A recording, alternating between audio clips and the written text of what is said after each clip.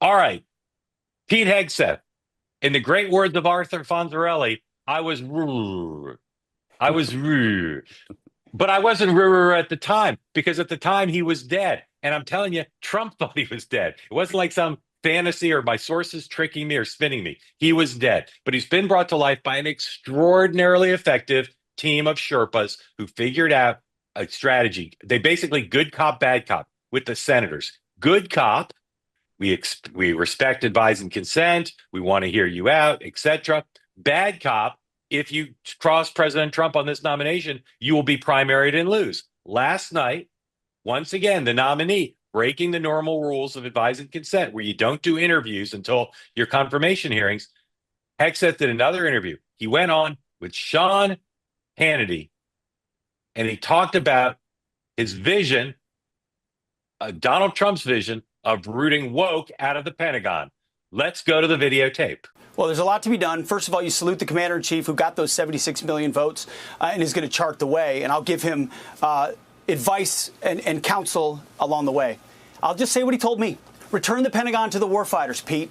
Get in there and clean out all the social justice, politically correct garbage on top and get back to lethality, warfighting, accountability, meritocracy, and readiness. And guess what? 95% of the people in that building in the Pentagon and that wear the uniform, that's all they want to do anyway. They've got MAGA fired up on this program. All of us, Sean, has been especially good at this, have deconstructed how they turned the message about this is not about Pete Hegseth's past. It's about the future of MAGA and the Pentagon. One of the issues that occurred yesterday after our program was he met again with Joni Ernst. Joni Ernst doesn't want to be the poster child of opposition. So even though she didn't endorse him yesterday, she put out a very clever statement about how she supports him in the process. She also basically can now have Christmas with some peace because she's being supportive and she's saying, let's get to the hearings. Those are in January. So her family won't be picketed by MAGA over the holidays. But there is one issue that came up, the question of women in combat, which was kind of addressed last night also on Sean Hannity, roll videotape. And I also want an opportunity here to clarify comments that have been misconstrued that I somehow don't support women in the military. Some of our greatest warriors, our best warriors out there are women who serve, raise their right hand to defend this country and love our nation, want to defend that flag, and they do it every single day around the globe. So I'm not presuming anything, but after President Trump asked me to be his Secretary of Defense, should I get the opportunity to do that, I look forward to being a secretary for all our warriors, men and women, for the amazing contributions they make in our military. Sean M. Spicer, the M is for miffed. Explain the discrepancy there that is being kind of cleverly elided between women in combat versus women in the military. Sleight of hand. Yeah, he said, I'm being attacked for women in the military, which is like, it was very good. Just don't get me wrong, because again, explain the premise. The comments that he made on the podcast were concerns that he had about women in combat roles, and then he said, I have no problem with women in the military, which is two different things, right? It's a big difference between women serving in combat roles, which is largely settled, minus a few small issues here and there with special operations, et cetera.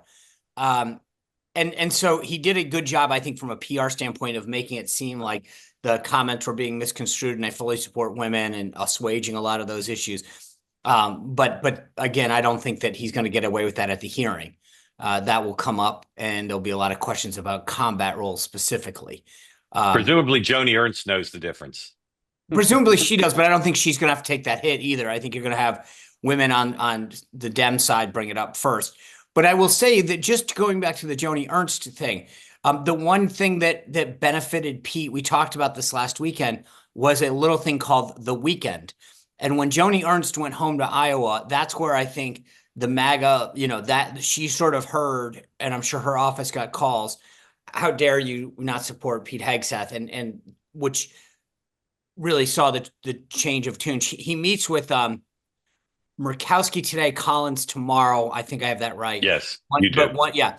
And I think those, again, if he can pick off one of the two, and I think Collins more than Murkowski might be the one that I'd be looking at. I think if he can do that, because there's an assumption that that those two were not going to be with him. But if he could pick off one or two or get positive comments out of one of the two, I think he's in good shape, really good shape. Okay, well, okay, stand by. We're going to get back to you on your actual what you mean by good shape. Dan, what are your thoughts on all of this Hegsethia? Yeah, I mean, somewhere Bill Clinton's very proud at the parsing of the words there. The one thing I found interesting was in that Hannity interview, he does say it's like the Democrats are trying to destroy me. Like, news alert, it is his own party that is doing this. Democrats have been pretty silent, and I give them credit because by not popping their heads up much, it's not allowing others to turn this into Democrats versus Republicans. It is Republican on Republican right now that is the issue. But look, notwithstanding, I mean, this is going to go down in textbooks about how to, dig out of a hole and potentially get to victory. And I think, stopping the bleeding, stopping people from saying no, and then working them to yes, whether with kind of, stick or carrot, is proving very, successful. The guy that I'm curious about is the guy from Utah, the new senator, who I think has been quiet still, does not seem to fear the MAGA movement right now. I do think McConnell is kind of lurking out there that he would be the fourth no and would not have a problem doing it.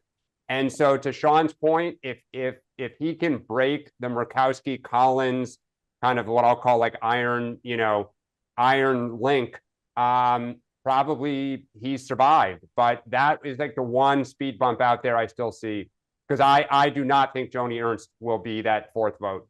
Mark, you commented on the tactics, and I think that it's important for people to understand the type of pressure applied is not all equal, right? It's like if there's a wound, you can either jam it and the blood keeps spurting, or you can apply pressure in a way. And how they've applied pressure has been brilliant, because you don't need to go over the top. It was sort of the gentle pressure that said, hey, just heads up. If you keep going, it's not going to end well for you. We're just giving you a preview of how this movie's going to end, right? That's a lot smarter of a tactic than coming in, full on. And that's where I think that they've done this well, because if you back a senator into a corner, it's a lot harder for them to get out if they feel like they publicly are being shamed and embarrassed.